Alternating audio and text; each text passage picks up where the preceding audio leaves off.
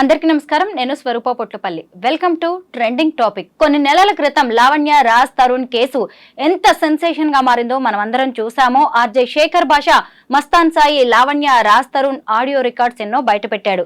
ఇప్పుడు లావణ్య ఇచ్చిన ఫిర్యాదు మేరకు మస్తాన్ సాయిని పోలీసులు అరెస్ట్ చేశారు. అతని మొబైల్లో, అతని హార్డ్ డిస్క్ లో వందలాది మంది అమ్మాయిల న్యూడ్ వీడియోస్ ఉన్నాయి. అలాగే అతని ఫోన్ కాంటాక్ట్ లిస్ట్ లో కూడా వేలాది మంది అమ్మాయిల కాంటాక్ట్ నంబర్స్ ఉన్నాయి. ముఖ్యంగా అమ్మాయిలకి డ్రగ్స్ అలవాటు చేసి పార్టీకని పిలిచి పార్టీ ఇచ్చి వాళ్ళు మత్తులో ఉన్న టైంలో వాళ్ళ న్యూడ్ వీడియోస్ ఇతను షూట్ చేస్తున్నట్టుగా తెలుస్తుంది. ప్రస్తుతం నాతో పాటు లైఫ్ కోచ్ రామ్ మెట్టు గారు ఉన్నారు. ఆయనతో మాట్లాడదాం. నమస్తే రామ్ గారు. నమస్తే అండి. ముఖ్యంగా ఈ మస్తాన్ సాయి అనే వ్యక్తి డ్రగ్స్ తీసుకుంటున్నట్టుగా రిపోర్ట్ కూడా పాజిటివ్ గా వచ్చింది. అసలు అమ్మాయిల్ని న్యూడ్ గా వీడియోస్ తీయడం, డ్రగ్స్ అలవాటు చేయడం, ఇలా అతని క్రిమినల్ బ్యాక్గ్రౌండ్ చూస్తుంటే భయమేస్తుంది. మీరు ఏమంటారు మస్తాన్ సాయి గురించి? మస్తాన్ సాయి గురించి మాట్లాడుకునేటప్పుడు ఫస్ట్ ఆఫ్ ఆల్ మనం ఒకసారి ఒక చిన్న బ్యాక్గ్రౌండ్ చూద్దామండి. ఇక్కడ మస్తాన్ సాయి వాళ్ళ ఫ్రెండ్స్ ఇంతకుముందు వాళ్ళు కూడా అరెస్ట్ అయ్యారండి సేమ్ డ్రగ్స్ కేసులోనే. మనకి గుర్తుండొచ్చు ఈ వరలక్ష్మి టిఫిన్ సెంటర్ ఇష్యూ ఏదైతే అయిందో అందులో కూడా ఈ డ్రగ్స్కి సంబంధించి వీళ్ళ ఫ్రెండ్స్ని ఇంతకుముందు పోలీసులు అరెస్ట్ చేశారు, మస్తాన్ సాయి వాళ్ళ ఫ్రెండ్స్ని. సో ఈ కేసులో కూడా చూసుకుంటే మస్తాన్ సాయికి ఆల్రెడీ కాంటాక్ట్స్ ఉన్నాయి అండ్ ఈ డ్రగ్స్ ఇవన్నీ కూడా రెగ్యులర్గా సరఫరా చేయడం అనేది జరుగుతూ ఉంది. ఇతనేం చేసేవాడంటే ఈ డ్రగ్స్ యూస్ చేసుకొని ఈ అమ్మాయిల్ని లేకపోతే వాళ్ళ ఫ్రెండ్స్ని అందరినీ వాళ్ళ ఇంట్లోనే పార్టీకి పిలిచి ఇంట్లోనే కాబట్టి ముందే ప్రీ ప్లాన్గా సెటప్ కూడా చేసుకోవచ్చు. సీక్రెట్ కెమెరాస్ కానివ్వండి ఇవన్నీ కూడా ప్రీ ప్లాన్గా వాళ్ళు సెటప్ చేసుకొని ఇంట్లోనే పార్టీకి పిలిచి వాళ్ళకి మత్తిచ్చి ఈ డ్రగ్స్ తోటి మత్తిచ్చిన తర్వాత మత్తులో వాళ్ళ న్యూడ్ వీడియోస్ అవి తీసుకొని ఇతనంతా కూడా అతను హార్డ్ డిస్క్లో స్టోర్ చేసి పెట్టుకున్నాడు. ఇతను ఎంత తెలివిగా ఏంటంటే చాలామంది ఏంటి ఇలాంటివి తీసుకొని ఆన్లైన్లో రిలీజ్ చేస్తుంటారు, జనరల్గా పోర్టల్స్ వాటిలో రిలీజ్ చేస్తూ ఉంటారు. అలా చేసినప్పుడు ఏంటంటే సైబర్ క్రైమ్ అంటే సైబర్ ఒకవేళ మనము కంప్లైంట్ చేస్తే కనుక సైబర్ క్రైమ్ పోలీస్ ఈజీగా ట్రాక్ చేసేస్తారు ఎక్కడి నుంచి అప్లోడ్ అయింది, ఎవరు అప్లోడ్ చేశారు అనేసి. బట్ మస్తాన్ సాయి ఏంటంటే హార్డ్ డిస్క్లో స్టోర్ చేసుకున్నాడు, ఇట్లా ఆన్లైన్లో కాకుండా హార్డ్ డిస్క్లో స్టోర్ చేసుకున్నాడు. హార్డ్ డిస్క్లో స్టోర్ చేసుకొని వీటిని చూపించుకుంటూ వాళ్ళని బెదిరించి ఇంకా వాళ్ళని రప్పించుకోవడము, వాళ్ళతోటి వేరే యాక్టివిటీస్ చేయించుకోవడము ఇలాంటివన్నీ చేసేవాడు. వాళ్ళకు కూడా ఏంటంటే ఇప్పుడు అమ్మాయిలకి కూడా ఏంటంటే వాళ్ళు ఎవరు చెప్పుకోలేని పరిస్థితి అది. బికాజ్ ఎవరికైనా చెప్పుకుందాము అంటే వీడియోస్ ఉన్నాయి, లీక్ అవుతాయేమో, పరువు పోతుందేమో, ఇవన్నీ ఆలోచించి వాళ్ళు కూడా ఏంటంటే ఇంకో గతి లేక పిలిచిన ప్రతిసారి వెళ్ళటము, వీళ్ళని యూజ్ చేసుకుంటూ వీళ్ళ ఫ్రెండ్స్ని పిలిపించుకోవడము, ఇలాంటివన్నీ చేసి at the end of the day ఇప్పుడు మన లావణ్య వల్ల మనకి తెలిసింది దట్ తను వెళ్ళి ఈ హార్డ్ డిస్క్ పోలీస్ స్టేషన్లో ఇవ్వగానే అసలు అందులో hundreds of videos, thousands of videos ఉన్నాయి, వేరే అమ్మాయిలు ఉన్నాయి. ఇవన్నీ ఇప్పుడు బయటపడింది కాబట్టి మనకు తెలిసింది. అయితే నేనేమంటానంటే జనరలీ కొంచెం యువత ఇక్కడ జాగ్రత్తగా ఉండాలి. ఎందుకంటే మస్తాన్ సాయి ఇష్యూ బయటపడింది ఎందుకంటే ఆ అమ్మాయి కంప్లైంట్ చేసింది కాబట్టి. అసలు చెప్పాలంటే సిటీలో చాలామంది ఉన్నారండి ఇట్లా. వాళ్ళు ఏంటంటే ఇలా కైండ్ ఆఫ్ ట్రాప్ చేస్తూ ఉంటారు, స్పెషలీ ది యంగ్స్టర్స్ని. వాళ్ళకి ఏంటంటే డ్రగ్స్ ఇవన్నీ అనగానే కొంచెం టెంప్టేషన్, ఎలా ఉంటుంది ట్రై చేద్దాము, సరే పిలుస్తున్నారు కదా వెళ్ళి ఒకసారి ట్రై చేద్దాము అనేసి. కానీ ఇలాంటి కాన్సిక్వెన్సెస్ ఉంటాయని ఆలోచించకుండా వెళ్ళి ఈ డ్రగ్స్ ఇవన్నీ ట్రై చేసి ఈ ట్రాప్లో పడిపోయి దాని నుంచి బయటికి రాలేక చాలామంది చూసానండి, వాళ్ళు డిప్రెషన్కి వెళ్ళిపోతుంటారు, ఫ్రెండ్స్కి చెప్పుకోలేరు, ఫ్యామిలీకి చెప్పుకోలేరు. ఇవన్నీ అవుతున్నాయి just because of one wrong step. ఎలా ఉంటుంది డ్రగ్స్ ట్రై చేద్దాము అని ట్రై చేయడం. సో నేనేంటంటే సజెస్ట్ చేస్తానండి యువతకి దట్ మీరు ఏ స్టెప్ వేసినా కాన్సిక్వెన్సెస్ గట్టిగా ఆలోచించి స్టెప్ వేయాలి తప్ప ఏదో తొందరపాటులో వెళ్ళి మనం ట్రై చేద్దాము ఎలా ఉంటుంది అవన్నీ ఆలోచించి అనవసరంగా ఈ ట్రాప్లో పడకండి. నిజమే. అసలు ఈ మస్తాన్ సాయి అనే వ్యక్తి ఎంత సైకోలా తయారయ్యాడు అంటే తను కనుక పిలిస్తే అమ్మాయిలు రాకపోతే నేను సూసైడ్ చేసుకుంటాను, ఇదిగోండి ఉరి వేసుకుంటున్నాను అని చెప్పి సెల్ఫీ వీడియోస్ రికార్డ్ చేయడం, వాళ్ళకి పంపించడం, బెదిరించి అమ్మాయిల్ని రప్పించడం, అంటే ఇలా కూడా అతను వాళ్ళని ట్రాప్ చేశాడు. అవునండి. ఇప్పుడు ఇది దేర్ ఆర్ వేరియస్ వేస్, అందులో ఇది ఒక టెక్నిక్ అతనిది. అంటే ఇప్పుడు జనరల్గా ఏంటంటే నువ్వు రాకపోతే నేను ఈ వీడియో అందరికీ చెప్పేస్తాను, లైక్ నువ్వు పబ్లిక్ చేస్తాను ఈ వీడియోని అని చెప్పడము, లేకపోతే నువ్వు రాకపోతే నేను సూసైడ్, ఒక వీడియో కూడా వచ్చింది ఆల్రెడీ ఒక బయటికి, నువ్వు రాకపోతే కనుక నేను చంపుకుంటాను అన్నట్టు ఒక వీడియో కూడా చేసుకున్నారు. సో ఇలా బెదిరించి ఇప్పుడు అవతల వాళ్ళు ఏంటి, సో నిజంగానే చచ్చిపోయాడేమో, ఐ మీన్ చచ్చిపోతే కనుక ఇప్పుడు నేను ఇరుకుతాను, అనవసరంగా నేను ఇరుకుపోతాను ఇందులో అనే దీంతో వాళ్ళు వెళ్తారు, తప్పక వెళ్తారు. వెళ్ళాక మళ్ళీ యూటిలైజ్ చేసుకుంటాడు అతను ఈ ఆపర్చునిటీని. సో అలా ఇతను అందరినీ వేధిస్తూ ఉండేవాడు. ఈ అమ్మాయిని కూడా వేధించాడు, చెప్పాలంటే లావణ్యని కూడా వేధించాడు. బట్ అమ్మాయి ఏంటంటే కొంచెం తెలివి ఉపయోగించి సమ్హావ్ ఆ డిస్క్ని కొట్టేయడం వల్ల she is now in safe hands. And అసలు ఇదంతా బయటపడడానికి మూల కారణం అది. సో ఆ బ్రేవరీ చూపించినందుకు we should really appreciate her అండి. నిజంగా ఇంకొకటి ఏంటంటే ఈ డ్రగ్స్ కి బానిసలా అయిన వాళ్ళు ఎలా ఉంటారంటే చంపడానికైనా చావడానికైనా రెండిటికి సిద్ధంగా ఉంటారు. ఎందుకంటే ఫస్ట్ అసలు ఈ కేసు అంతా మొదలైంది Lavanya Raj Tarun live in relation కి సంబంధించి. అప్పుడు ఆర్జే శేఖర్ భాష బయటకు వచ్చేసి ఈమెకి మస్తాన్ సాయి అనే వ్యక్తితో కూడా కొన్ని డీలింగ్స్ ఉన్నాయి, ఫిజికల్ రిలేషన్ ఉంది, పెళ్లి చేసుకోవాలనుకున్నారు. అలాగే ఈమె డ్రగ్స్ కి బానిస, వీళ్ళిద్దరు కలిసి కూడా డ్రగ్స్ పెడ్లర్స్ గా పనిచేస్తున్నారు అని చెప్పి అప్పట్లో ఆర్జే శేఖర్ భాష బయటకి తీసుకొచ్చాడు. ఈ విషయాలన్నీ కూడా అందరికి మాక్సిమం ఐడియా ఉన్నాయి. అయితే ఆ తర్వాత ఈ హార్డ్ డిస్క్ ని లావణ్య కొట్టేసి పోలీసులకు ఇవ్వడంతో ఇదంతా బయటకు వచ్చింది. అయితే అప్పుడు ఆమె మీద కూడా అటాక్ జరిగింది. వాళ్ళ ఇంటికి వెళ్లి ఆమెను చంపడానికి కూడా ప్రయత్నించాడు అని చెప్పి లావణ్య పోలీసులకి కంప్లైంట్ ఇచ్చింది. సో ఈ డ్రగ్స్ తీసుకునే వాళ్ళు ఏంటంటే జనరల్ గా వాళ్ళ మెంటల్ స్టేట్ అలా ఉంటుందండి. ఏంటంటే దేనికి తెగించరు, ఆలోచించరు, ముందు వెనక ఆలోచించరు, ఆలోచించే అంత స్తోమత శక్తి కూడా ఉండదు ఆ టైంకి చెప్పాలంటే. వాళ్ళు జోన్డ్ అవుట్ అయి ఉంటారండి. దాంట్లో ఏంటంటే when they are zoned out అసలు వాళ్ళు ఏం చేస్తున్నారో వాళ్ళకి తెలియదు. అలాంటి టైంలో ఏంటంటే వాళ్ళు తీసుకునే డిసిషన్స్ అన్నీ ఇలా ఎక్స్ట్రీమ్ డిసిషన్స్ ఉంటాయి. ఏంటి ఇప్పుడు నిజంగానే నేను ఎవరైనా కొట్టాలి అని అంటే భయపడతాను, నాకు పోలీస్ కేసు అవుతుందేమో ఏంటి అనేసి. But when I'm influence by drugs, నేను డ్రగ్స్ తోటి ఇన్ఫ్లుయెన్స్ అయి ఉన్నప్పుడు ఏంటంటే అసలు నేను ఈ థాట్స్ అని రావు నాకు. నేను వాడిని చంపాలంటే పోయి చంపేస్తాను, నేను వాడిని కొట్టాలి అంటే పోయి కొట్టేస్తాను నేను. So at the same time అదే జోన్ అవుట్ అయి ఉన్న స్టేట్లో ఉన్నప్పుడు ఏంటంటే ఈ సెక్షువల్ ఫీలింగ్స్ ఇవన్నీ కూడా ఒక హైలో ఉన్నప్పుడు ఏంటంటే మనం ఆలోచించం, లైక్ ఫ్యూచర్ అసలు నిజంగా ఇప్పుడు నేను వాళ్ళతో సెక్స్ చేస్తే ఇది ఫ్యూచర్లో నాకు ఇబ్బంది అవుతుందా లేదా, ఇవన్నీ ఆలోచించం. ఆ జోన్డ్ అవుట్ మోడ్లో ఉన్నప్పుడు ఏంటంటే బ్రెయిన్ ఏం చెప్తే అది చేసేస్తూ ఉంటాము, కానీ we don't really think about consequences. ఇతని కేసులో కూడా అంతేనండి. దీనికి అలవాటు అయిపోయి నాకు రేపు పొద్దున ఫ్యూచర్లో నేను దొరికితే నా పరిస్థితి ఏంటి అని ఆలోచించకుండా చేయటానికే ఇదంతా కారణం అండి. కరెక్టే. ఎంతకీ ఎదుటి వాళ్ళని ట్రాప్ చేయడానికో బ్లాక్మెయిల్ చేయడానికో అతను అవన్నీ పెట్టుకున్నాడు, కానీ రేపు తనని అరెస్ట్ చేయడానికి ఇవన్నీ ప్రూఫ్స్ అవుతాయని ఊహించలేదు. ఇలా చాలా మంది చేస్తూ ఉంటారు. వాళ్ళకి ఏం చెప్తారు మీరు? సో ఒకటేనండి, ఏంటంటే చేసే వాళ్ళు ఏమనుకుంటారంటే నేను చాలా ఇంటెలిజెంట్, నేను దొరకను, అంత సీన్ లేదు, అంటే నేను అన్ని పకడ్బందీగా చేస్తున్నాను అనుకుంటారే. కానీ ఫ్రాంక్లీ స్పీకింగ్ మన పోలీస్ సిస్టమ్, మన గవర్నమెంట్ సిస్టమ్ ఇదంతా చాలా షార్ప్ అండి. వాళ్ళు పట్టుకోవాలంటే ఎలాగైనా పట్టుకుంటారు. అండ్ నిజంగానే ఎవరన్నా బ్రేవ్గా ఉన్నారనుకోండి, మనం భయపడుతున్నంత కాలం వీళ్ళ ఆటలు సాగుతూ ఉంటాయి.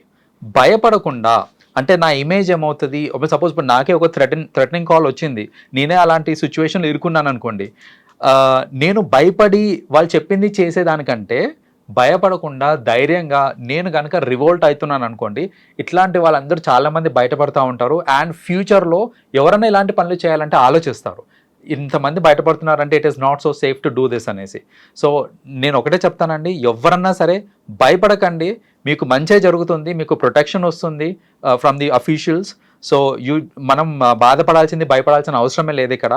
ఇలాంటి ఇష్యూస్ ఏదున్నా సరే బయటికి రండి, మాట్లాడండి, ఎదిరించండి. కానీ భయపడి కుంగిపోయి లేకపోతే యూనో కొందరు ఏంటంటే దీనివల్ల డిప్రెషన్కి వెళ్ళడం ఇలాంటివి అవుతూ ఉంటాయి.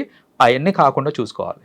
మన చుట్టూ ఇంత జరుగుతోంది అనే విషయం ఈ Lavanya Raj Tarun live in relationship తర్వాత నన్ను పెళ్లి చేసుకుంటాను, తన భార్యనని చెప్పి నన్ను మోసం చేశాడు, వేరే అమ్మాయితో ఉంటున్నాడు అని లావణ్య కేసు పెట్టడంతో ఇవన్నీ బయటకు వచ్చాయి.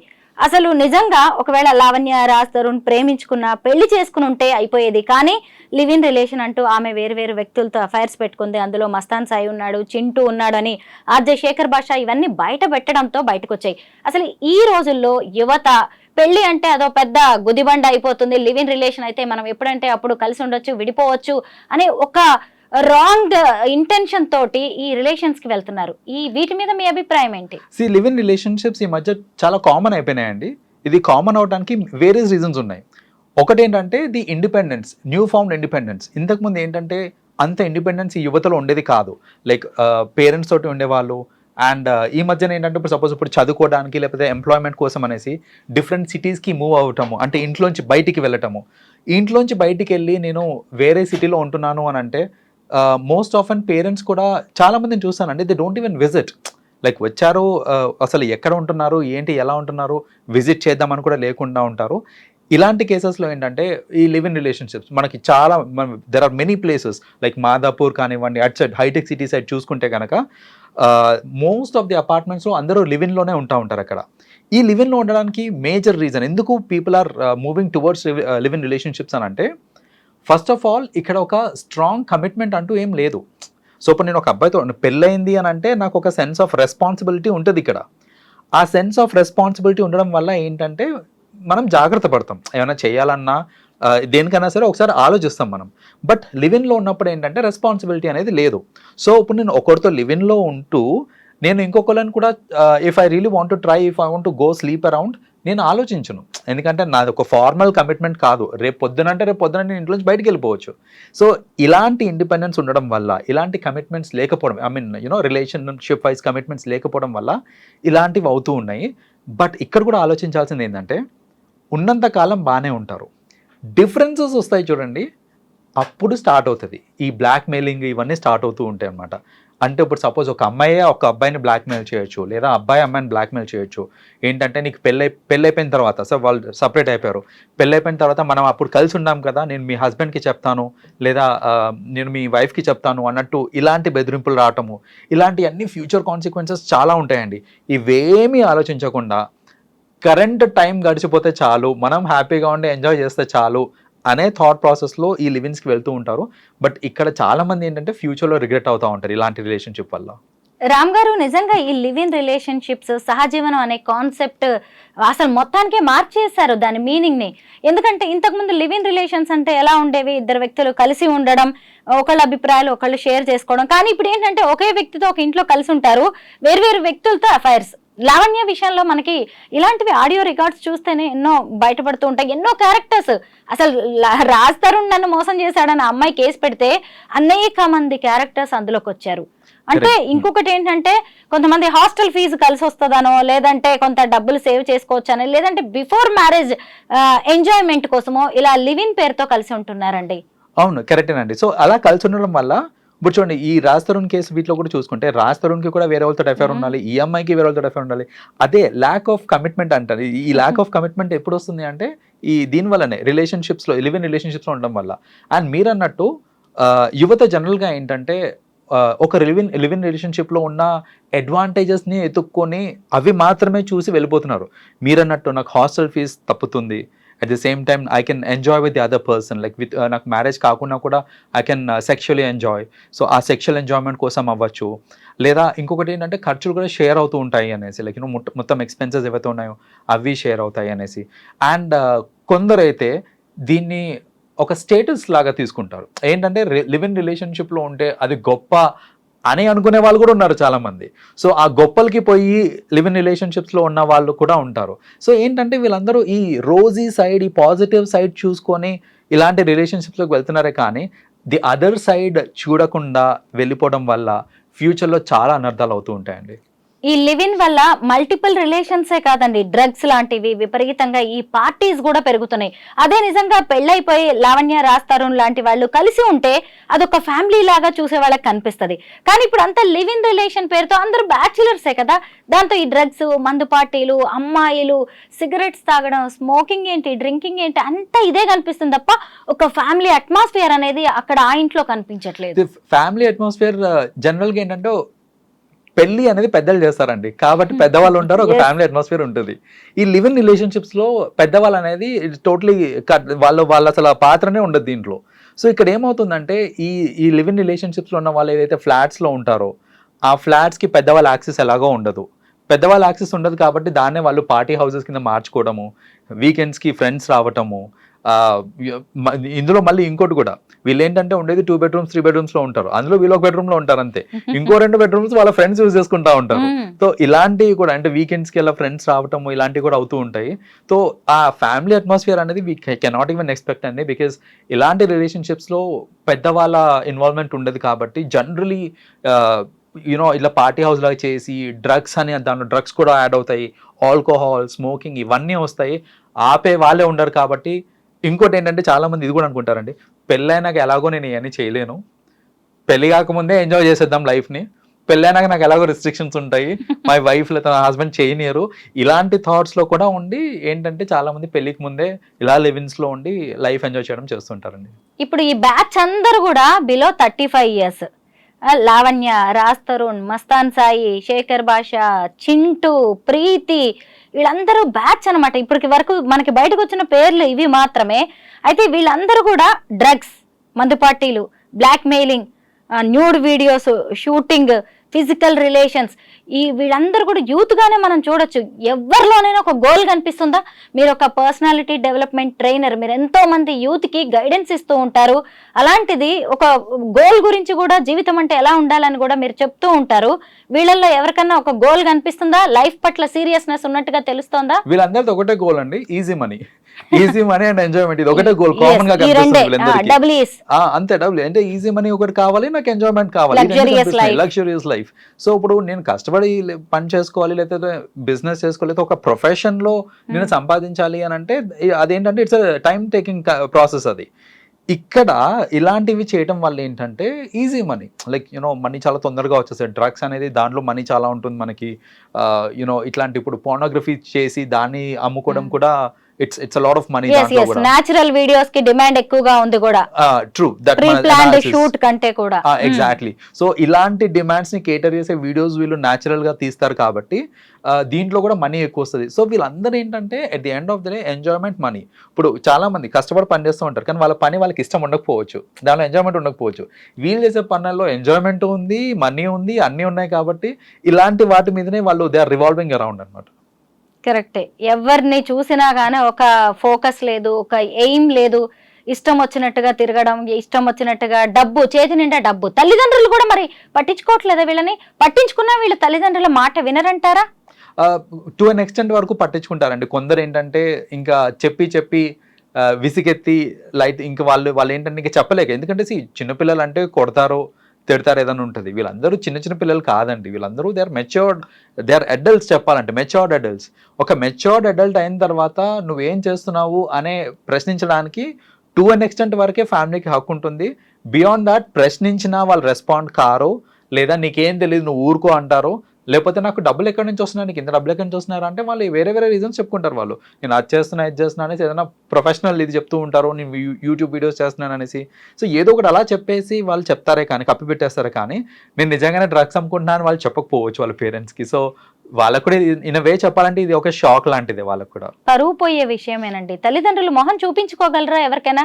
వాడు మా బిడ్డే అని చెప్పుకోగలరా? అసలు బెయిల్ ఇప్పించడానికన్నా బయటికి రాగలరా? అలాంటి కేసులు ఇవి.